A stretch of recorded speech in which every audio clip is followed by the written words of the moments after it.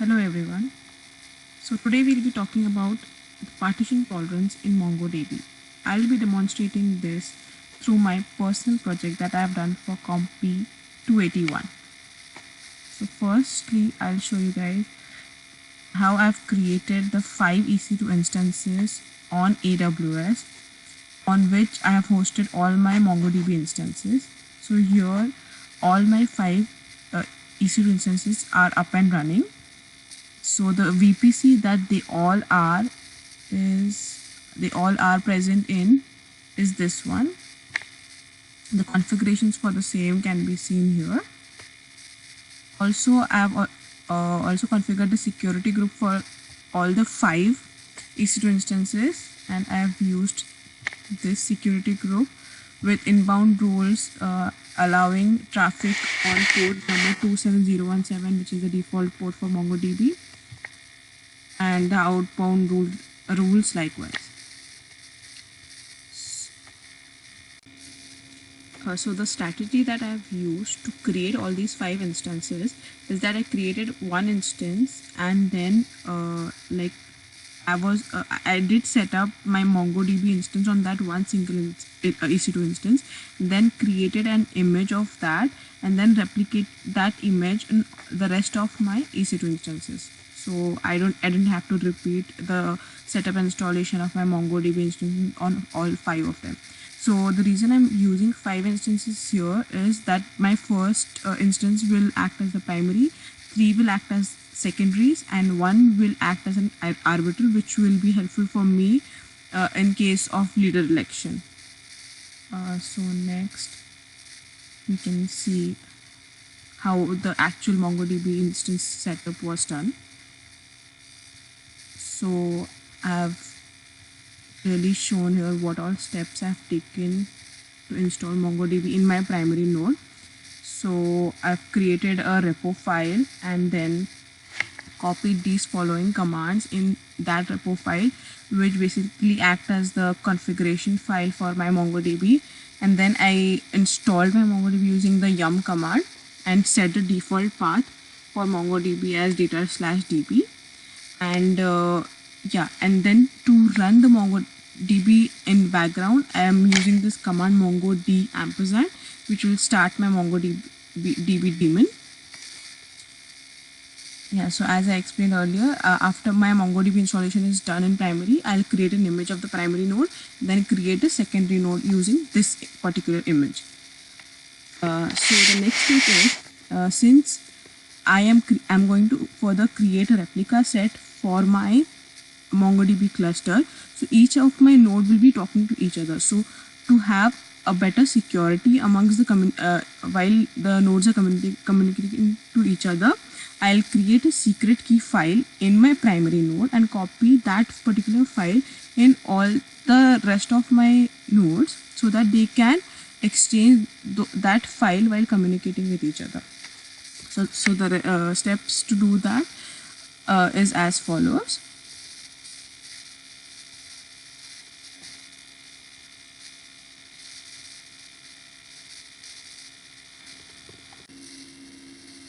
So MongoDB by default is a strongly consistent NoSQL database. So since I wanted to demonstrate eventual consistency and high availability in my NoSQL DB system, and thus show how partition tolerance can be displayed in a NoSQL DB, I had to create a replica set. So the steps to do that is as follows. I had to edit the configuration file that I get in my MongoDB root. So the changes that I do to my configuration file is as follows.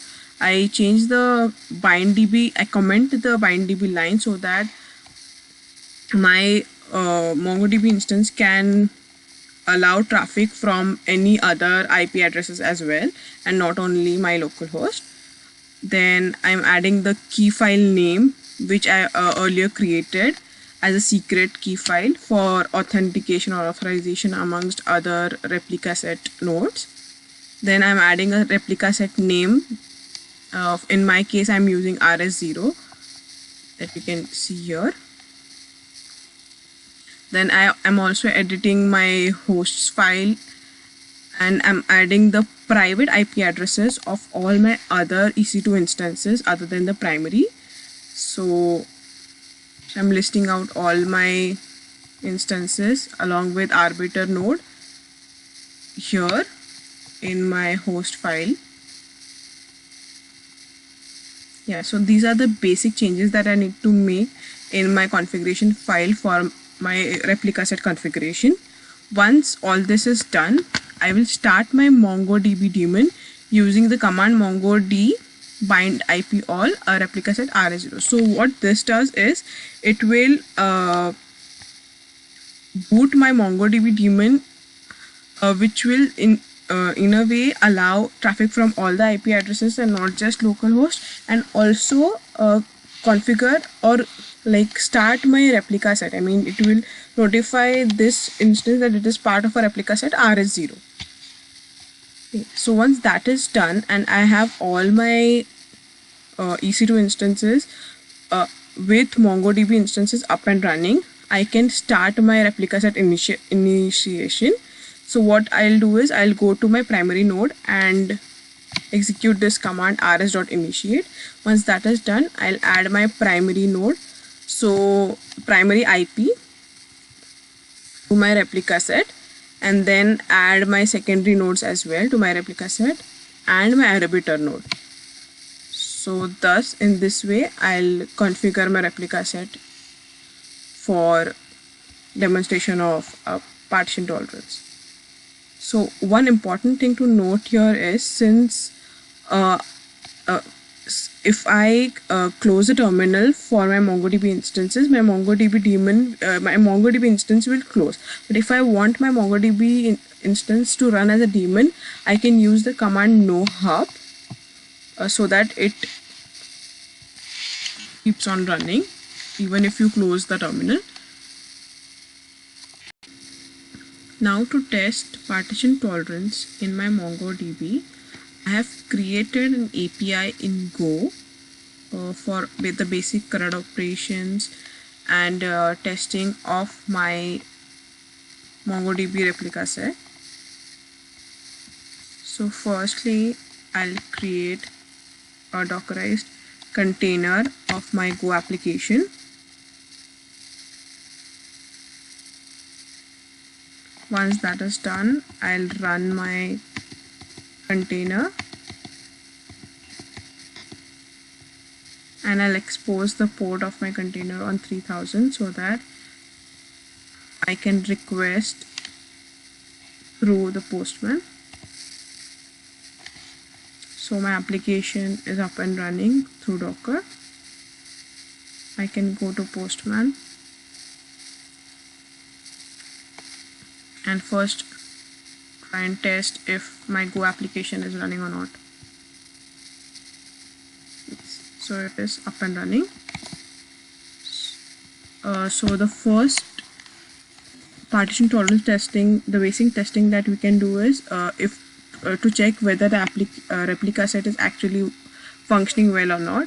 So the first step is replication testing. So the expected output here is that it should once I insert a document in my primary node, I should be able to read it on any other secondary node.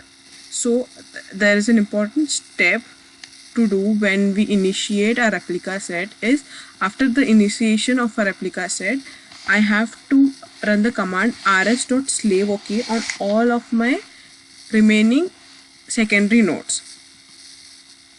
Okay, so to start replication, run command on slave as rs.slaveok. So every time MongoDB is stopped, this command should be executed on the secondaries, otherwise replication won't take place. So this is something that we should keep in mind. So we can just go to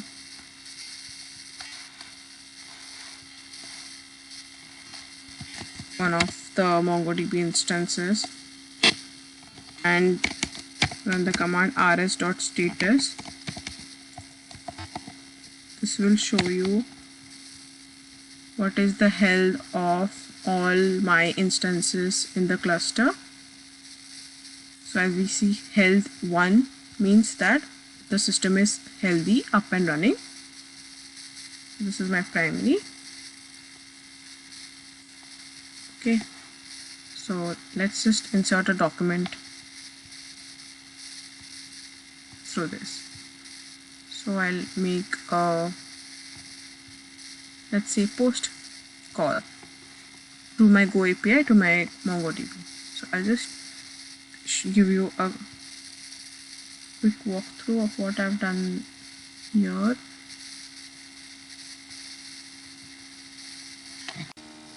So for replica testing, we'll try and insert a document in my primary node and check and see whether I am able to see the same document in my secondary nodes as well. So I'll hit a post request. Please note the ID here with 65 so that we can query that later. Okay, so this has been inserted in my primary. We'll go and check our second. Only one is fine. So I'll just switch to my admin DB and fire the command to find my document with ID 65. Yeah, so here you can see clearly it has been replicated. So thus we can see that our first test case has been passed, and we can say the documents being replicated to my secondaries. We can just, to be sure, test another secondary as well.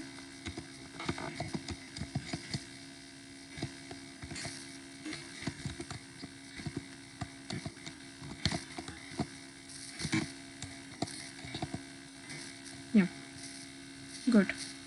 Okay, so now let's move on to our second test. Now we'll move on to our next test case where we'll test the partition tolerance and see that even though our secondary is not able to communicate with our primary because of the partition or network failure, but still we are able to read the updated data in our secondaries. So this shows us that MongoDB supports high availability. So let's test it. So for that we'll just use this command where we'll create a firewall between our primary and our secondary. So we'll go to one of our secondaries and fire this command to add the firewall.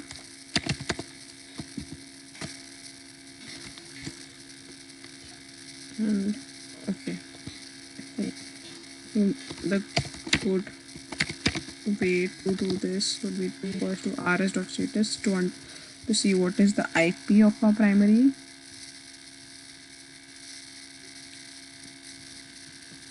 Okay, as you can see, the IP of our primary is 10.0.29. Okay.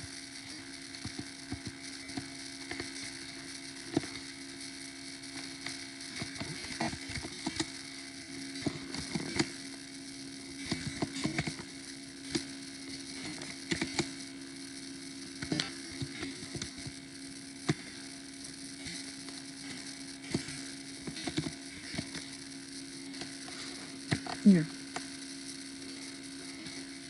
This is giving some error. Let me check.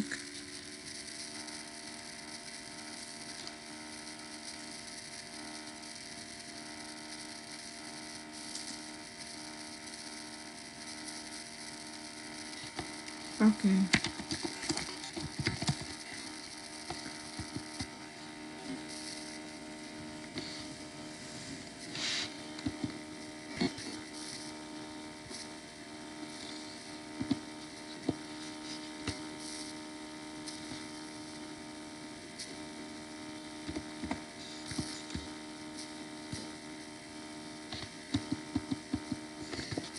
Yeah, so that was the mistake that we were doing. I suppose we have to go out of our MongoDB shell and hit this command.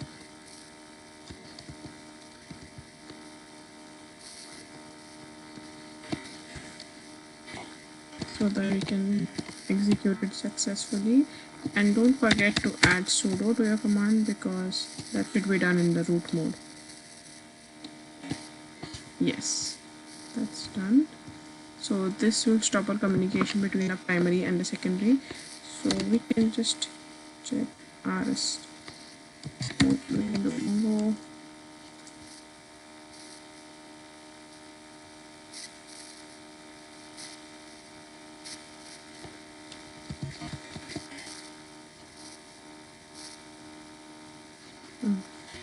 rs.status. Oh.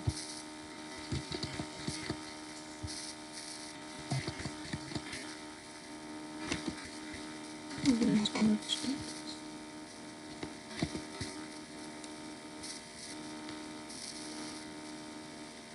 See, so you can see the unable to reach primary for set rs0 here. Okay, so now if I insert,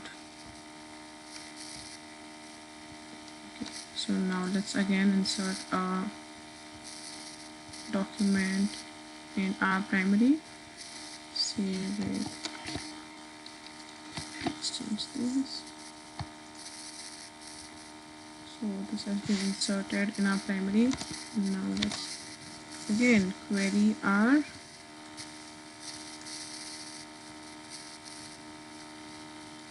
secondary.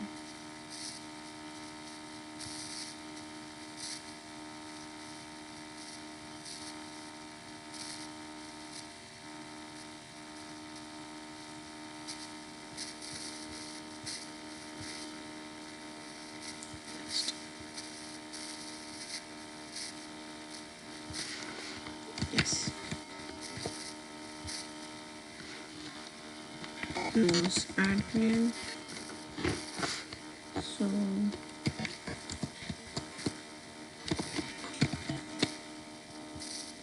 db.admin.file.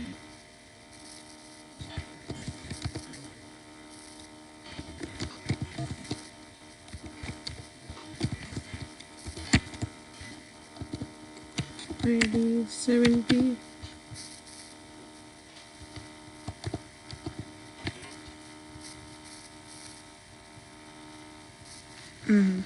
Yeah, so as I pointed out earlier, every time you stop the MongoDB terminal, you have to execute the command rs.slave. Okay, so let's do that first.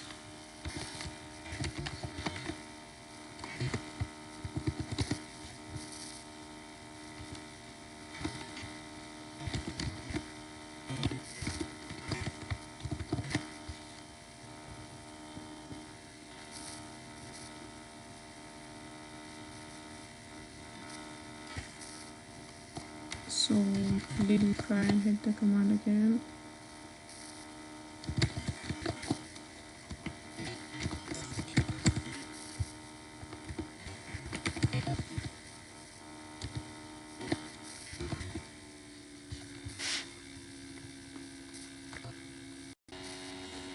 Now let's query our secondary to see whether we are getting the updated data or not, even if we have created a firewall between a primary and a secondary. So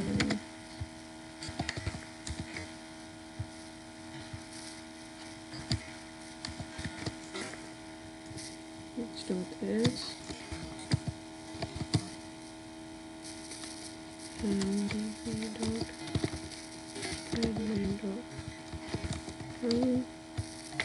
So we had to insert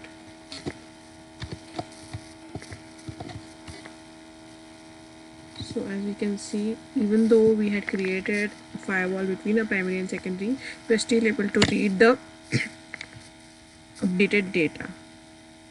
Okay, so this will help us to move on to our next test case, wherein we'll create a firewall between not only our primary and secondary but to all the rest of the secondary, so that the secondary that we are that is our candidate right now is isolated from the entire network, and thus we'll only read the dirty data or the stale data. Okay, so to do that we will again exit from our Mongo bash and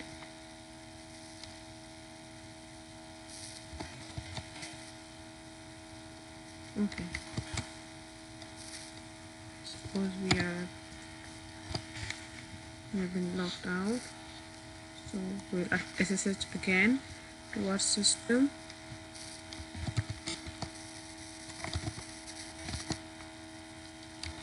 So this is how you connect securely to your EC2 instance.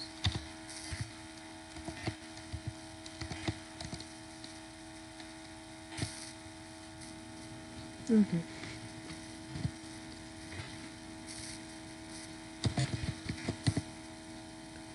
So Mongo is still running. Yeah. So what we'll do is, as you can see here, we'll have to create firewall between our current secondary and the rest of the secondary. So it would be better to check the IPs of the rest of the secondaries using rs.status.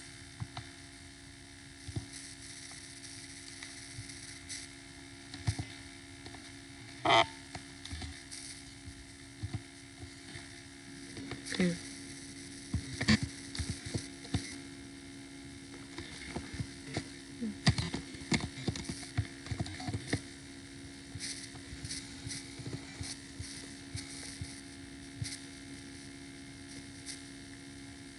So our primary is still not connected to the current secondary. So the other secondary that we need to disconnect is 258 and 2201. Okay, let's do it.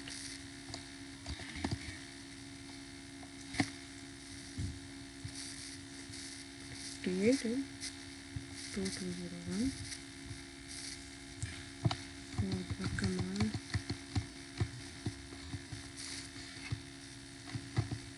to 58 and 201. That's done. And let's again go inside our Mongo shell.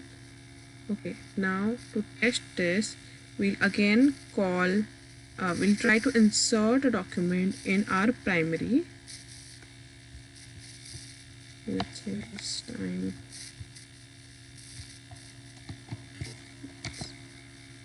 71. Let's try and insert this. Okay, it has been inserted. Now let's try and check this in the secondary that we have isolated from the network.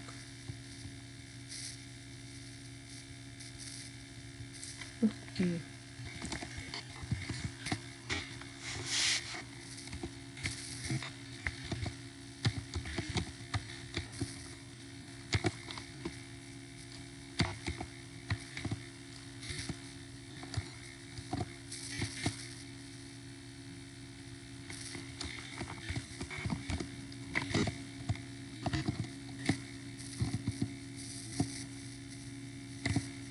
Yeah, so we are not getting any output here since our current secondary is isolated from the entire network.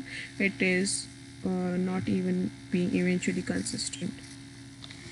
Yeah, so now we can move on to our last test case, that is leader election. For the leader election testing, let's first check the IP of our primary node. So currently the primary node in our case is 10.0.299. So let's step down the primary node for a for 11 seconds.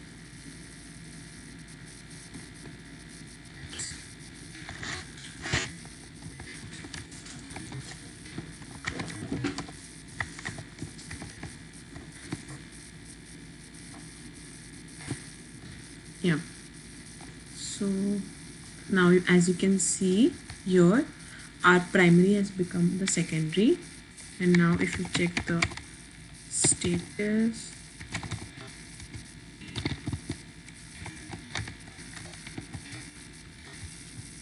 so earlier the primary was 10.02.99. Now the primary is 10.02.201. So thus it has re-elected the new leader. So this test has also passed successfully. So thus we have passed, tested on 4 different use cases. So one being replication testing, second being leader election testing, third being AP testing wherein updated data is still being read on the secondary, and fourth being AP test reading where stale data is being read from our isolated secondary node. So I would like to give you a walkthrough of my project journal, how I went through with my personal project in the 4 weeks entirely. So the objective of my week 1 was to research initially on the different kind of NoSQL DBs that I can use for this project, and what CAP theorem is, and comparison between MongoDB and React or Redis. So these were my findings for CAP theorem and the requirements of the project that I have understood from the article that our professor had shared with us, and also what is exactly partition tolerance and what are its pitfalls, and also what are the benefits of using MongoDB for my project. Like, why did I select MongoDB to test partition tolerance? So that was week 1 for me. And then for week 2, my objective was to set up the MongoDB cluster with replica set configuration. So as displayed earlier, I did the setup and configuration as follows.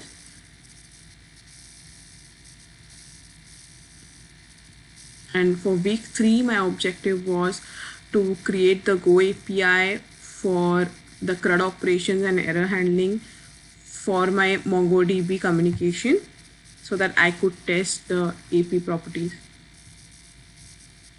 So I had to research on how would I connect my MongoDB using the Go API. So I had to use MGO driver, that is the MongoDB driver for Go language. And then I started with first writing the basic connection functions to connect my MongoDB through my Go API, and then thus I went ahead with writing the CRUD operations.